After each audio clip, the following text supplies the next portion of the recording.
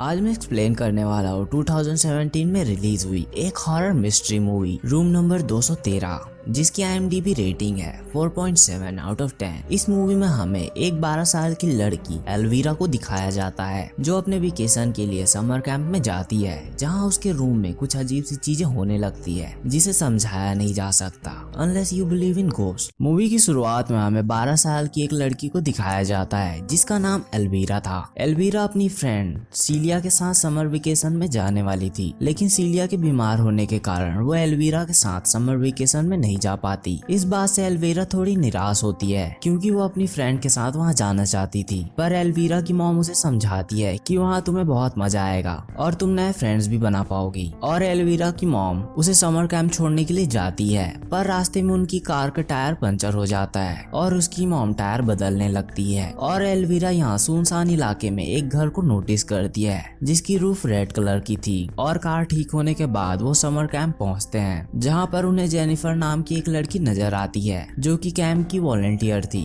मतलब वो इस कैंप में आने वाले सभी बच्चों की देख रेख करती थी। जेनिफर एल्वीरा को उसके दो रूममेट से मिलवाती है जिनका नाम बिया और मिया था। अब जेनिफर उन तीनों को उनका रूम दिखाती है जिसका नंबर 207 था, पर रूम का नल खराब होने के कारण जेनिफर उनके लिए दूसरा रूम अरेंज करने लगती है, पर बाकी सभी रूम्स बुक हो चुके थे। और हमें जॉन नाम के एक और वॉलंटियर को दिखाया जाता है जो जेनिफर को बताता है कि हमारे पास और खाली रूम्स नहीं है, इसलिए वो उनके रहने के लिए रूम नंबर 213 को खोलते हैं जो कि बहुत समय से बंद था। जब ये बात उन तीनों को पता चलती है तो बिया मिया और एल्वीरा को बताती है कि 213 नंबर अशुभ है क्योंकि उसने कई हॉरर मूवीज में 213 नंबर के रूम के बारे में सुना हुआ था। ये सुनकर एल्वीरा थोड़ा घबरा जाती है, पर कोई और ऑप्शन ना होने के कारण उन्हें उसी रूम में रहना था। जब जेनिफर 213 नंबर का रूम खोलती है तो वो रूम काफी गंदा होता है क्योंकि वो काफी सालों से बंद था और इस रूम को साफ करने का काम उन्हीं तीनों को दिया जाता है। और वो तीनों इस रूम को साफ करके बाहर आती है, जहाँ पर उन सभी के फोन्स उनसे जमा लिया जा रहा था ताकि वो सभी बच्चे कैंप को अच्छे से एंजॉय कर सके। और वो भी अपना फोन जमा कर देते हैं, पर जब बिया से फोन जमा करने को बोला जाता है तो वो बोलती है कि मेरे पास फोन नहीं है। और उसके बाद वो सभी एक झील के पास जाते हैं और बातें करने लगते हैं कि तुम्हें कैंप में कौन सा लड़का सबसे क्यूट लग रहा है, और वो अपनी अपनी पसंद बताते हैं। और हमें शाम को बॉनफायर दिखाया जाता है जहाँ पर वो तीनों लड़के भी आए होते हैं। उन तीनों लड़कों का नाम था एरविड, केविन और आइजैक। एल्वीरा को आइजैक पसंद था, इसलिए मिया उन दोनों के साथ में फोटो निकालती है, पर फोटो में एल्वीरा का फेस धुंधला नजर आ रहा था जिसे कि मिया कोई टेक्निकल इशू समझती है। और वो तीनों अपने रूम में वापस चले जाते हैं और सोने के लिए वो तीनों अपने अपने बेड सेलेक्ट करते हैं और सोने चले जाते हैं। सोने से पहले एल्वीरा अपनी मॉम की दी हुई रिंग निकाल कर पास के एक टेबल में रख देती है जिसे कि बिया देख रही थी, और वो तीनों सो जाते हैं। पर अगले सवेरे जब वो तीनों जागते हैं तो एल्वीरा देखती है कि उसकी रिंग वहाँ पर नहीं है और वो उस रिंग को ढूंढने लगती है, पर वो रिंग कहीं नहीं मिलती। उन तीनों के अलावा रूम में कोई और नहीं आया था, इसलिए मिया बोलती है कि वो रिंग जरूर किसी ने चुराई होगी। और बिया और मिया के बीच इस बात को लेकर बहस होने लगता है, इसलिए एल्वीरा इस बात को इग्नोर करती है। उसी रात फिर से बॉनफायर होता है जहाँ पर सभी बच्चे बैठे होते हैं और बारी बारी भूत की कहानी सुना रहे होते हैं। और वहीं पर मौजूद एक लड़की हैना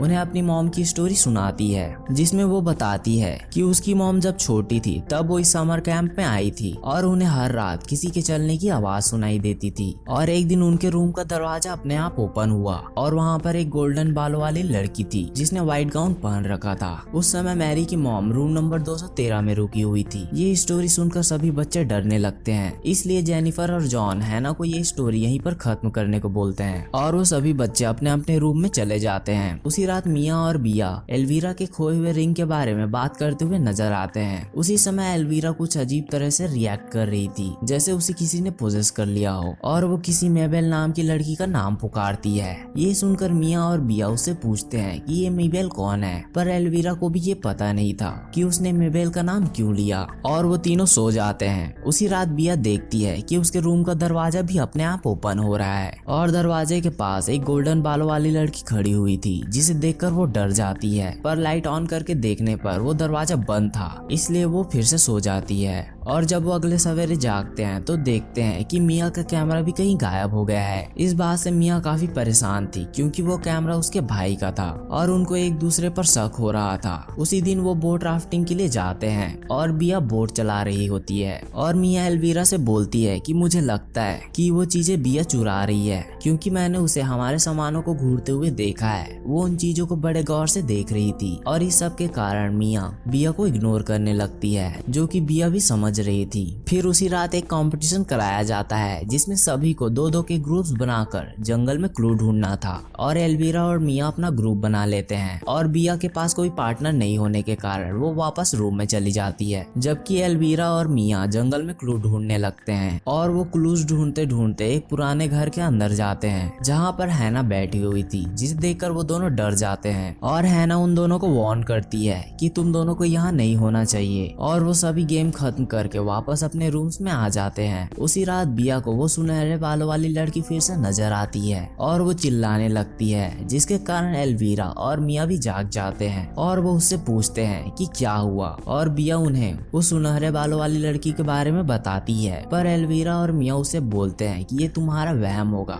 सो जाओ। और वो तीनों सो जाते हैं और अगले सवेरे बिया का एक पेन भी गायब हो जाता है जो कि बिया को बहुत पसंद था और इन तीनों के बीच फिर से बहस होने लगती है, पर एल्वीरा बोलती है कि हम तीनों का सामान चोरी हुआ है और अगर हम में से किसी ने चोरी नहीं की है तो हमारा सामान रूम में ही हो। इसलिए वो तीनों फिर से रूम के अंदर अपने सामान को ढूंढने लगते हैं, पर फिर भी उन्हें सामान नहीं मिलता। इसलिए वो तीनों जेनिफर को अपनी मिसिंग सामान की कंप्लेन करते हैं और सभी बच्चों को बुलाया जाता है और जॉन सभी बच्चों को बोलते हैं कि जो कोई भी चोरी कर रहा है वो चुपचाप वो सामान वापस कर दे, वरना पकड़े जाने पर उसे सजा दी जाएगी। तभी रूम में लगा हुआ झूमर ब्लिंक करने लगता है और हमें अगले दिन का सीन दिखाया जाता है जहाँ पर सभी बच्चे हाइड एंड सीक खेल रहे थे और सभी छुपने के लिए अपनी अपनी जगह ढूंढ रहे थे और एल्वीरा भी अपने रूम के बेड के नीचे छुप जाती है, जहाँ वो देखती है कि बेड के नीचे मेबेल नाम लिखा हुआ है। ये देखकर वो चौंक जाती है क्योंकि थोड़े दिनों पहले वो इसी नाम को बड़बड़ा रही थी। तभी अचानक से बेड हिलने लगता है जैसे कोई बेड के ऊपर हो और एल्वीरा तुरंत बेड के ऊपर देखती है, पर वहाँ पर कोई नहीं होता,